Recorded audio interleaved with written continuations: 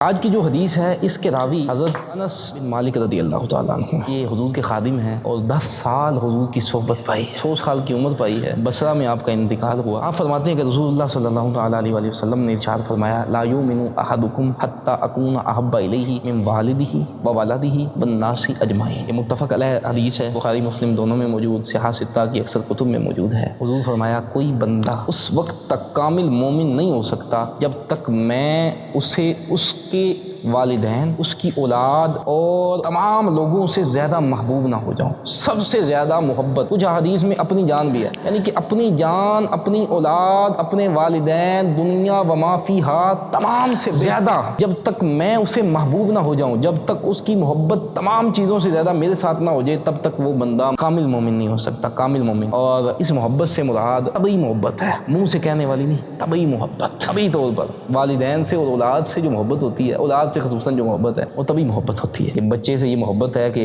اگر بچے کی طبیعت خراب ہے تو ساری رات نیند نہیں آتی، یہ جو طبعی محبت ہے، اس طرح کی محبت، بلکہ اس سے اعلیٰ محبت جو ہے وہ حضور کے ساتھ ہو، کہ اگر کوئی حضور کی مخالفت کرے، خواہ وہ بیٹا ہی ہو یا والد ہی ہو، وہ مرتد ہو جائے تو پھر وہ قبول نہیں ہے۔ اس طرح کے ماضی قریب اور ماضی بعید میں اس طرح کی مثالیں موجود ہیں، غازی علم دین شہید، غازی عبدالقیوم، اور اس طرح کے لوگ موجود ہیں جنہوں نے اپنا سب کچھ حضور پر نثار کر دیا۔ اچھا، اس جگہ پر ایک اور چیز سمجھیں، وہ یہ ہے کہ محبت صرف اس چیز کا انعام نہیں ہے کہ ہم ان کو مانتے ہیں، محبت یہ بھی ہے کہ ہم ان کی ہر چیز مانتے ہیں، کیونکہ محب کو محبوب کی ہر ادا بھی محبوب ہوتی ہے، اور محبوب کا ہر قول بھی محبوب ہوتا ہے۔ محبوب کے لبوں سے نکلنے والا لفظ وہ اس کے لیے جان نثار کرنے کے لیے تیار ہوتا ہے کہ وہ جو لفظ زبان سے نکلے ہیں، ان کی تکمیل کے لیے میں اپنی جان بھی وار دوں تو یہ کم ہے۔ تو یہ محبت کی اصل پہچان ہے۔ حضور سے بھی محبت کرنی ہے، اور حضور کی باتوں سے، حضور کے افعال و اقوال سے ان سے بھی محبت کرنی ہے۔ اور حضور فرمایا کہ نماز میری آنکھوں کی ٹھنڈک ہے۔ اس طرح جتنے اعمال صالحہ ہیں، یقیناً جب ہم وہ کریں گے تو رسول اللہ خوش ہوں گے۔ تو ہم نے حضور سے بھی محبت کرنی ہے، اور ان کاموں کے لیے حضور تشریف لائے، ہم نے ان پر بھی عمل کرنا ہے۔